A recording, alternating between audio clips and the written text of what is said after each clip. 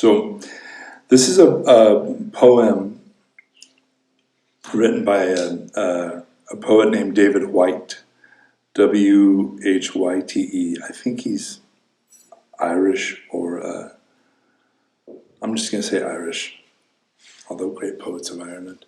So, and I heard this poem accidentally on a podcast, and it's a good one. So it goes a little something like this. This is another example of, is anybody in this room, when I say the word Dharma or Dhamma, who would like a little explainer of what the hell that word is, or are we all good with that word? Somebody, okay, I'm getting a couple, thank you. So traditionally, the Buddha used to talk about his teachings as Dhamma.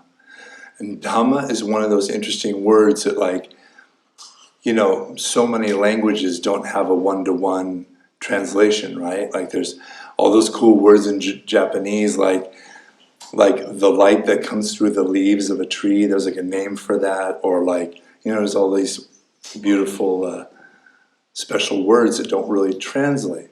Dhamma is one of those words where it's best translated as like a cloud of words.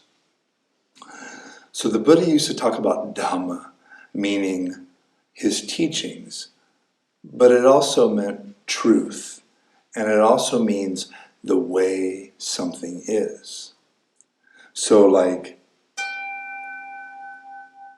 the Dhamma of that bell is to ring, almost like the purpose, or the fruition, the fulfillment, the embodiment of a thing. Or you're sitting and your foot falls asleep. The way your foot feels, the Dhamma of that. So it's one of those funny words where it's maybe best left untranslated. So this is one of those examples where you hear something and it just, well, anyway, I heard it and it really moved me. And it was such a perfect encapsulation of so much of the Buddha's teachings. So, Everything is Waiting for You by David Whyte. Your great mistake is to act the drama as if you were all alone, as if life were a progressive and cunning crime, with no witness to the tiny, hidden transgressions. To feel abandoned would be to deny the intimacy of your surroundings. Surely even you at times have felt the grand array, the swelling presence, and the chorus crowding into your solo voice. You must notice the way that the soap dish enables you, or the way the window latch grants you freedom. Alertness is the hidden discipline of familiarity. Alertness is the hidden discipline of familiarity. The stairs are your mentor of things to come. The doors have always been there to intrigue and invite you. And the tiny speaker in the phone is your dream ladder to divinity. Put down the weight of your aloneness and ease into this conversation. The tea kettle is singing even as it pours you a drink. The cooking pots have left their arrogant aloofness and have seen the good in you.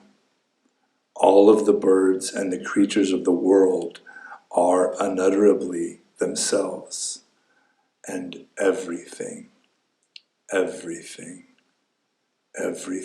is waiting for you.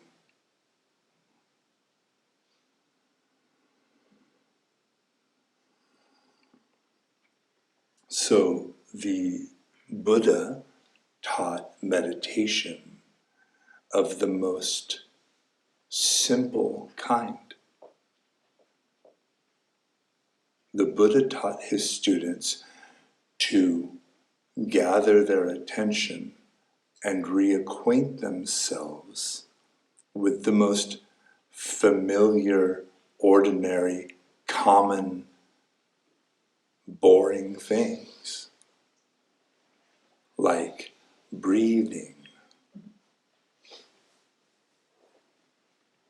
like sitting quietly, like walking, like standing still and feeling the breeze upon your skin. In this poem, David says, alertness is the hidden discipline of familiarity. Our brains are wired to make ordinary, repetitive, non-emergency things invisible.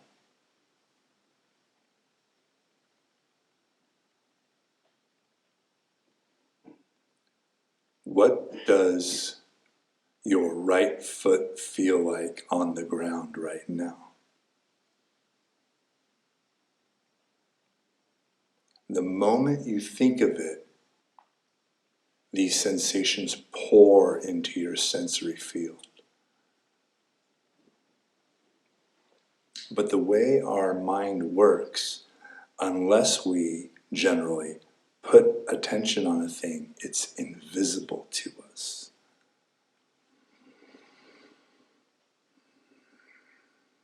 The Buddha identified that by training ourselves into an alert and open attention on the most ordinary things,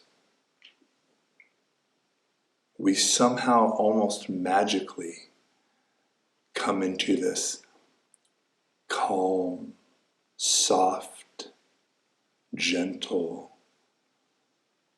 restful repose, which is so different very often from our usual habitual chasing after, pushing away, agitated, expectant, frustrated, etc. Alertness is the hidden discipline of familiarity.